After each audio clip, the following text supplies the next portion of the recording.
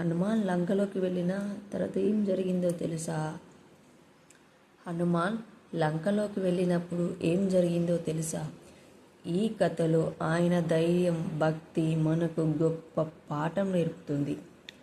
సీతమ్మను వెతికేందుకు హనుమాన్ సముద్రం దాటి లంకకు వెళ్ళాడు. అది చాలా ప్రమాదకరమైన ప్రయాణం. కానీ హనుమానుకు భయం లేదు. లంకా నగరంలోకి ప్రవేశించిన తర్వాత ఆయన చిన్న రూపం ధరించి ఎవరూ గుర్తించకుండా తిరిగాడు.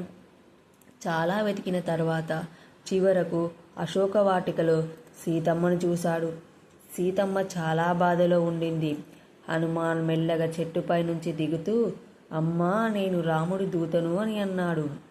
సీతమ్మ మొదట నమ్మలేదు. అప్పుడు హనుమాన్ శ్రీరాముడి దగ్గర ఉంగరం చూపించాడు. అది చూసిన వెంటనే సీతమ్మకు నమ్మకం వచ్చింది.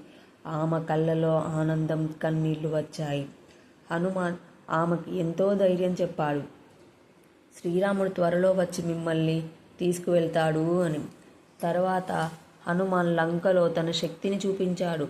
రాక్షసులతో యుద్ధం చేసి చివరికి లంకను అగ్నిదహనం చేశాడు. అలా తన పని పూర్తి చేసి తిరిగి రాముడి దగ్గరికి వెళ్ళాడు. దీని నుంచి మనకు నేర్చుకున్నది ఏంటంటే, ధైర్యం ప్లస్ భక్తి ఉంటే ఏ కష్టాన్నైనా జయించవచ్చును. జై హనుమాన్, జై శ్రీరామ్. ఇలాంటి కథల కోసం మన ఛానల్ని సబ్స్క్రైబ్ చేయండి.